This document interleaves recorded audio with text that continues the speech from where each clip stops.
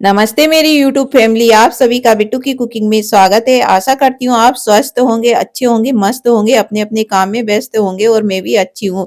और आज मैं लेके आई हूँ खिचिया पापड़ बनाने का बिल्कुल नया तरीका। एक बार आप इस तरह से खिचिया पापड़ जरूर बनाइएगा। ना चिपकेगी, ना फटेगी, ना टूटेगी। बहुत ही बढ़िया आपकी खिचिया पापड़ बनके तैयार होगी। एक बार आप इस तरीके से जरूर बनाइए।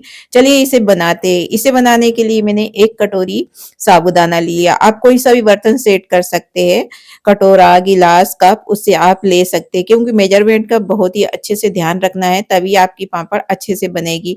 नहीं तो पापड़ फट भी सकती है और बेलने में भी चिपक भी सकती है। तो देखिए मैंने इस तरह से साबूदाना ले लिया। इसे मैंने रात भर भिगो दिए थे। और साबूदाना मोटे वाले जिसे खिचड़ी बनाते हैं वो वाले। देखिए साबूदाना अच्छी तरह से फूले हुए हैं, रात भर फूले हुए हैं, तो इसे हम मिक्सी जार में डालेंगे। और 1 कटोरी पानी ले लिया है।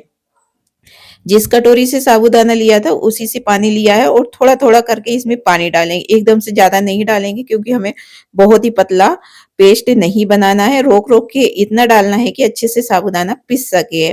बस इतना ही हमें पानी डालना है। तो देखिए मैंने थोड़ा-थोड़ा करके इसमें पानी डाला है और इसका पेस्ट बना लिया है। इस पेस्ट को अब छानना बहुत ही ज़रूरी है, तभी हमारी खिचिया पापड़ बनेगी। नहीं तो उसमें थोड़े बहुत मोटे दाने होंगे ना, तो बेलने में बहुत ही दिक्कत करेगी। तो देखिए इधर मैंने छन्नी में डालूंगी। और छन्नी जहां तक हो सके बारीक वाली लीजिए, ताकि अच्छे से इसका जो पेस्ट है ना बारीक बारीक निकले। और जितना भी हमें मोटा बचेगा या निकलेगा नहीं, उसे हमें दोबारा से पीस लेना है। ऐसा ही करना है, क्योंकि आजकल जो साबूदाना आ रहे हैं ना, उसको कितना भी अच्छे से पीसो तो वो अच्छे से नहीं पिसाते, उसमें कण रह ही जाते हैं। हम सोचे कि चलो एक ही बार पीस के और हम इसे मिला ले पापड़ में, पर मिला लेते हैं ना तो वो बहुत सारा उसमें मोटा रह जाता है और फिर पापड़ अच्छे से नहीं बनती है। तो इसका आपको विशेष ध्यान रखना है। और अच्छी तरह से घोल को हमें इस तरह से परफेक्ट बना लेना है। घोल हमारा अच्छा बन गया है, तो इधर ले लिए मैंने व्रत वाले जो चावल आते हैं ना, भगर जिसके बोलते हैं, उसका आटा है। और ये आटा मेरा मार्केट वाला है, पैकेट वाला। तो मैंने इसे बुलाया है और इसकी पापड़ बनाऊंगी, क्योंकि शिवरात्रि आ रही है तो मैं इस तरह की पापड़ बना के ढेर सारी रख लेती हूँ जब भी व्रत आता है। तो देखिए मैंने इसमें डाल दिया है सेंधा नमक। सेंधा नमक का ही उपयोग करते हैं हम व्रत में। जब भी रखते हैं व्रत वाली कोई सी भी चीज बनाते हैं, तो उसमें मैंने डाला है स्वाद के अनुसार। आप कितना बना रहे हो उस हिसाब से आप उसमें नमक डालिए। और नमक इसमें कम से कम डालिएगा, नहीं तो बहुत ही ज़्यादा सूखने पे हो जाता है, क्योंकि इस तरह से हमें आटा बहुत सा दिख रहा है और पर जब पापड़ सूखेगी तो नमक बहुत ज़्यादा। और नमक जैसे कम भी हो गया तो हम पापड़ जैसे तलते हैं ना, तो तब हम उस ऊपर से डाल के खा सकते हैं। और जैसे ज़्यादा हो जाता है तो फिर कैसे निकालेंगे, इसका ध्यान रखना है। थोड़ा-थोड़ा हमें देखिए आटे में जो घोल था उसमें आटा डाला है और इसका डो तैयार कर लिया है। ये देखिए इस तरह से। तो ज़्यादा आटा नहीं डालना है हमें, कम ही डालना है, ताकि अच्छे से हम रोटी पूड़ी बनाते हैं ना, वैसे ही आटा हमें बना लेना है। ऐसा नहीं कि बहुत ही ज़्यादा टाइट बनाना है जैसे बाटी बनाते हैं, बेसन टाइट नहीं बनाना है दोस्तों, इसका ध्यान में रखना है। आराम से फिर उसे अच्छी तरह से चिकना कर लेना है। हाथ में थोड़ा-सा तेल लगा लेना है अगर चिपक रहा है, क्योंकि इसमें साबूदाना भी है तो वो हाथ में चिपकता है। तो इसमें थोड़ा-सा हल्का-सा तेल लगा लेंगे और बस इसकी लोइयाँ तोड़ लेंगे। तो लोइयाँ हमें 3 से 4 तोड़ लेना है, और जिस हिसाब से आपका आटा हो, अगर ज़्यादा हो तो ज़्यादा लोई तोड़ सकते हैं, कम हो तो कम ले लीजिए। पर लोई जितनी बड़ी लीजिएगा कि जो रोटी बनाते हैं उससे थोड़ा-सा बड़ा, ज़्यादा बड़ा कर दोगे तो उसमें टाइम लगेगा उसे पकने में। तो हम इधर एक प्लेट या जाली जो भी हो आपके पास वो रख सकते हैं। इधर मैंने 1 से 2 गिलास पानी डाल दिया कढ़ाई में, स्टैंड रख दिया है। और बस प्लेट में रख के इस तरह से बीच में हम जो लोई है उसमें होल कर करके रखेंगे, ताकि बीच में भी अच्छी तरह से ये पक जाए। और इस तरह से होल करने से जल्दी पक जाता है। ये आटा को हमें 15 मिनट पकाना है, ज़्यादा नहीं पकाना, बस 15 मिनट में अच्छे से ये पक के तैयार हो जाएगा। लोई ज़्यादा बड़ी हो तो आप उसे 20 से 25 मिनट पकाइएगा। और देखिए लोई छोटी-छोटी है तो हमें इसे ज़्यादा टाइम नहीं पकाना, और मीडियम आँच पे इसे पका लेना है। तो अच्छी तरह से देखिए 15 मिनट हो गए हैं और 15 मिनट में लोई अच्छी तरह से पक चुकी है। आटा अच्छी तरह से चमक रहा है ये देखिए, और हाथ में भी नहीं चिपक रहा है। और आटे में एक शाइन आ जाती है जब पक जाता है तो इस तरह से ये देखिए आटा अच्छी तरह से पक चुका है। इसे हम क्या करेंगे, हम निकाल लेंगे, गैस को बंद कर देंगे और इसे निकाल के हमें ठंडा बिल्कुल भी नहीं करना। ठंडा करेंगे तो आटा चिकना नहीं होगा, बहुत ही ज़्यादा टाइट हो जाएगा। जैसे-जैसे हवा लगेगी कि आटा टाइट हो जाए, हाथ से इस तरह से छू के देख लीजिएगा, तो बिल्कुल भी ये चिपक नहीं रहा है। ये देखिए हाथ में।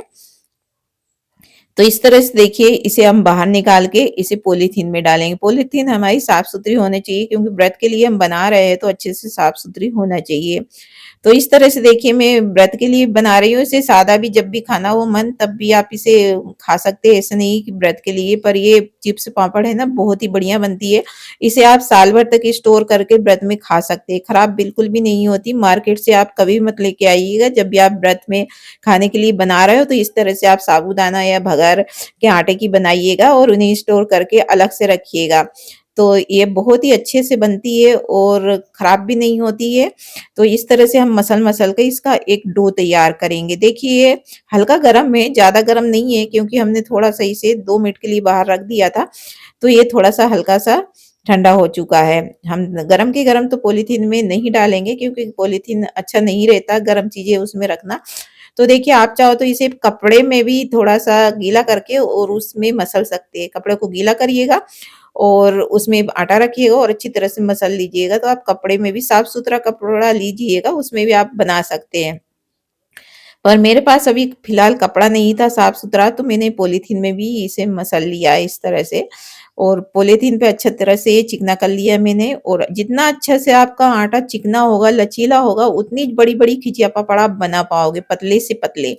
तो आटे का आप विशेष ध्यान रखिएगा कि अच्छे से चिकना होना चाहिए। तो इसे देखिए इस तरह से आप बेलन चकोटी से बेलोगे तो इस तरह से आप देखिए थोड़ा-सा तेल लगा लीजिएगा और इसे अच्छे से चिकना करना है इस तरह से, ये देखिए। तो मैं बढ़िया तरह से इसे इस तरह से रोल करते हुए इसे चिकना करूँगी पहले तो आटे को, उसके बाद में मैं क्या करूँगी इसकी लोइयाँ तोड़ को रख लूँगी। और लोई जो तोड़ेंगे ना उसको खुला नहीं रखना है, उसे हमें पॉलीथीन या टिफ़िन में रख के रखना है कि तई ताकि हमारी जो लोई है वो सूखे ना। लोई सूख जाएगी तो फिर उसे दोबारा से हमें मसलना पड़ेगा और फिर बनाना पड़ेगा।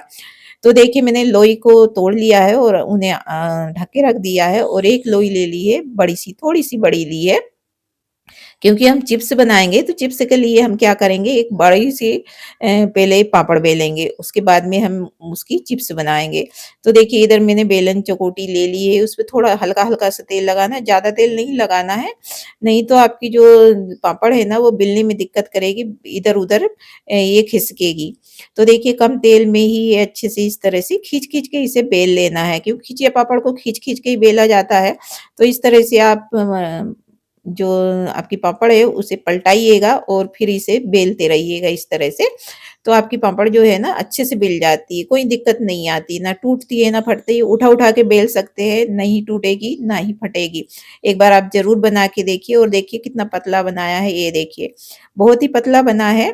तो कटोरी पापड़ हम इसकी बनाएँगे तो इसे बहुत ही यानी कागज़ जैसे पतला नहीं रखना, थोड़ा हल्का-सा मोटा रखना है, तभी कटोरी पापड़ अच्छी बनेगी। तो देखिए इस तरह से मैंने इसको पलटा लिया है, ये देखिए। कितनी बढ़िया हमारी पापड़ बनी है, ये देखिए। कहीं से ना टूटी है, ना क्रैक हुआ है, हमने अच्छे से इसे पलटा-पलटा के इसे बेल लिया है और हल्का-सा मोटा है, बिल्कुल कागज़ जैसे पतला नहीं करना है।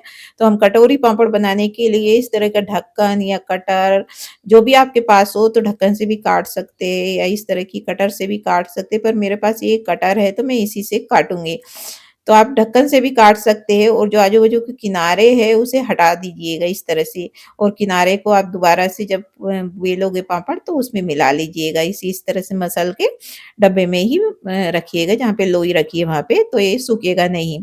और ये देखिए इस तरह से, और ये कटोरी पापड़ को हम प्लेट में इस तरह से रख लेंगे, फिर इसे हम क्या करेंगे, धूप में फैलाएँगे।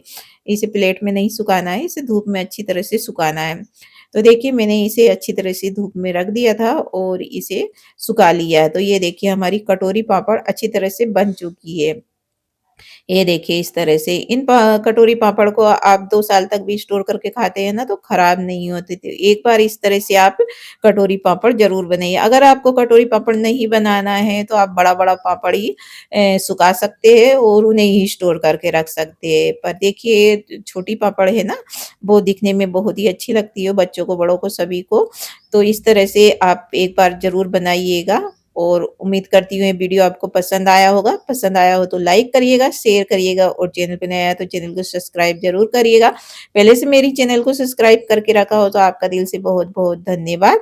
और इस तरह से देखिए थोड़ा-सा तेल डालिए, क्यों व्रत वाली है पापड़ तो थोड़ा साफ-सुथरा तेल डाल के और इन्हें तलिएगा और व्रत में खाइएगा। बहुत ही खस्ता और टेस्टी ये पापड़ बनती है, मार्केट से भी अच्छी बनती है। एक बार आप इस तरह से ज़रूर बनाइएगा।